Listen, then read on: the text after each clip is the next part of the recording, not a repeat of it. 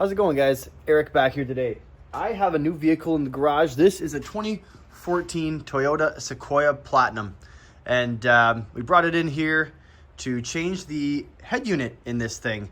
It's crazy because this thing is so big. It fills basically entirety of this two-car garage. It's pretty wild. Thing is massive, but it's a 2014. We've sold, I'm not sure if you guys seen any of my previous videos on it, but we sold our 2024 Grand Highlander for this 2014 Toyota Sequoia. Regardless, the reason you clicked on this video is we're going to upgrade this old head unit here into this here. This is a Awesafe. I'll put a link in the description for the one we got. We're going to be using this to swap the factory JBL. It's not a JBL head unit, it's a Toyota, but it's got the JBL system. And we're going to be swapping it with this here. Now, I was very skeptical when I was looking for units that weren't from a proper brand name. This is just obviously just a cheaper alternative made in China, as they all are, but it's a cheaper Chinese alternative. Looked in through all the reviews. The reviews were really good. People on the second generation Toyota Sequoia forum all said good things about it. And apparently after using it for a while, it was still reliable. So I decided to pull the trigger on it, see what we can do. So in this video, we're going to be filming how we can install it. So to start, we take this little thing off. You can take this off by just pulling underneath. It just comes right out. Then you got to take this off, pry it up, so it'll just pop right out. And there you go. And there is. Next up, we're going to remove this trim piece here. You're going to lift it up and out. Yep. Now we're just going to have to disconnect the wiring that's behind. All right, now back here I have these harnesses disconnected. There is a little tiny pin in each side, like right here, here, here. You're gonna have to click that with a screwdriver to be able to get them to pop out. So you may actually have to push them through, click them out, disconnect the harness, and then just push them back. And then as long as you're in neutral, you can just lift it right out.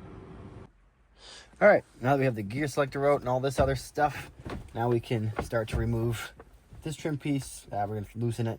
Remove this one, remove this one. This could give us access to here. Give her a little tiny light tug. And then there's that. All right, so down here, I only ended up disconnecting one of the two. The other one's pretty tricky to get out. So I'm just gonna let that stay over here because it's not really in the way. And then we should be able to loosen this a little bit here. Give her a little tug. Snaps out. There we go. There, yeah. So as you're here, you keep moving around the side. Pull this side here as well. Give her a little nice gentle tugs, and then this piece will then become loose. There she is. And this unit has now been removed. And if we look in here, we have 4 screws. We've got one here, one there, and we also have one on each side deep into the crevices. So we're gonna have to remove those, and then it should come out pretty simply. All right, so to get the stereo out, you're gonna need a 10mm wrench. This will work just fine. Got a screwdriver here with the extension and the 10mm. That will reach way inside to connect, and then you can just start loosening them. Okay, a little bit of pulling. Should be able to squeeze her on out. And we can get her disconnected. All right, she's out. These are also nice and easy to remove. Got a nice big accessible pin. There. All right, and then our factory system is now removed, and we can start getting the new system installed. All right, so these are the parts that we have here, and here is the diagram list of everything, where it goes. So you got your RCA over here, CAN bus system here, which is right here. 4-pin USB. USB is right here. We have the 6-pin USB right beside it, I believe. We got the camera. That's over there. And we have the microphone, and we have an antenna here. And that's pretty much it. It says here on the bottom, without JBL and no factory camera, ABD. With JBL and no factory camera, C and D. Also found this bit of information on the other side here. With JBL and factory camera, that is exactly what we'd be doing here. You're going to need C, D. And if your vehicle with this factory camera adapter, please search ASIN or contact us. The connector of the original rear camera is shown below. So they're showing us the connector of the rear camera right here. So we are going to potentially need an adapter to get that one to work. And if we do, that's fine. We can contact them as long as it works. And then this gives you a diagram if you do want to use the aftermarket camera. We've got this thing connected. It has been tested. It works. We've even got the backup camera working. So if you look over here, backup camera is a big thing for a lot of the people that are considering doing something like this. So this port over here on the Awesafe has these little blue connectors, and it's got a yellow kind of whatever this thing is, video cable here. So it's labeled here camera in, and then I have it hooked up to back video in, and that got the backup camera working. And then all the white wires here, I connected those off label. So this is auxiliary L in to auxiliary L in. The other one here as well was what is it, video in to back video in. The red one, auxiliary R in, and then all the other adapters I connected to whatever one's met up. There's a black one here with kind of a black kind of tube. That one connects to one of those and then goes right over here into the stereo, nice and easily. There is 2 wires that didn't get connected, and that is these 2 right here. One that's insulated, a white one there, and then a black one that's also wrapped in some black tape. Those 2 don't have any connection, but I've tested them. It works with the factory microphone. I did test putting on the aftermarket microphone that came with it over here to the mic input, and sound wasn't any different, so I didn't bother installing that at all. We also have the backup camera that I was about to potentially install, but I filled with that, and that ended up getting to work. So as long as you have this connector here with the 2 blue adapter thingamajigs here, then it should work just fine. And then you just connect the yellow wire to here and your power here, and then the red wire just sticks out. That said, let's put it back together.